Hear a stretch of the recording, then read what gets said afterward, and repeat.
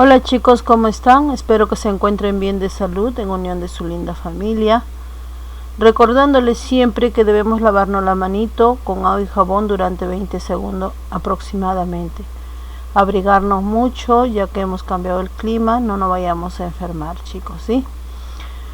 Bien, en el curso de personal social vamos a hablar sobre la era arcaica y la era primaria.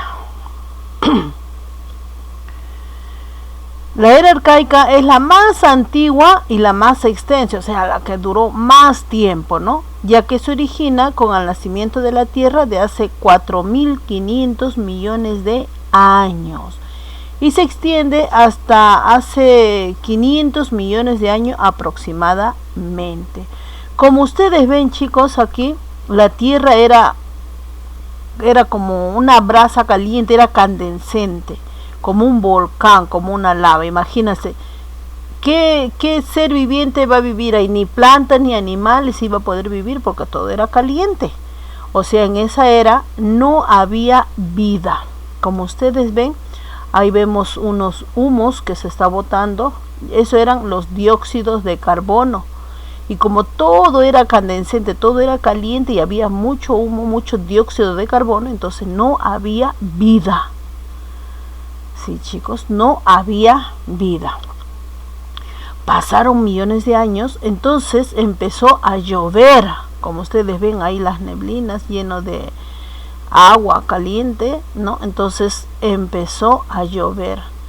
¿Y qué pasa si nosotros tenemos un carbón caliente? Le echas agua, se va a apagar, pero va a botar un humo, ¿no? Un dióxido de carbono igualito. Empezó la Tierra a enfriarse gracias a la lluvia que había. También llovió por muchos años, en el cual se fue acumulando y se fueron haciendo los océanos.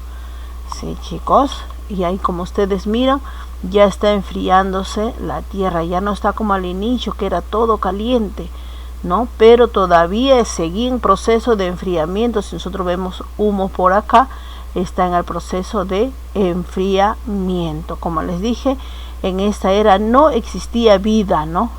No había.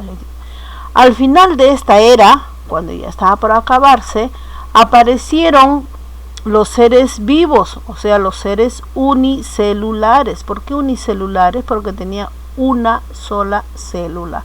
Tanto las bacterias, las algas verdes y azules. Como ustedes ven, las algas y los hongos son plantas. Con la ayuda del sol van a alimentarse del dióxido de carbono. Con el dióxido de carbono van a alimentarse, van a hacer sus alimentos. Y con el proceso del sol hacen la fotosíntesis. Al hacer la fotosíntesis van a liberar oxígeno, ¿no? Entonces empezaron a botar oxígeno. Ellos elaboraban oxígeno, entonces la atmósfera se iba llenando de oxígeno. Chicos,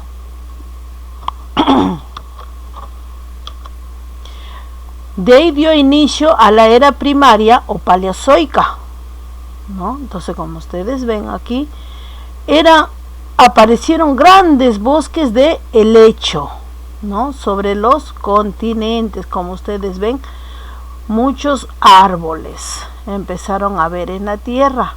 Y ellos también se alimentan con dióxido de carbono, o sea, las plantas, y con la ayuda del sol hacen el proceso de la fotosíntesis, y al hacer la fotosíntesis van a liberar oxígeno. Entonces ya la Tierra se fue llenando de oxígeno, ¿no? Porque ellos también de noche absorben oxígenos, ¿no? Entonces se fue llenando de oxígeno porque había muchas plantas, ¿no?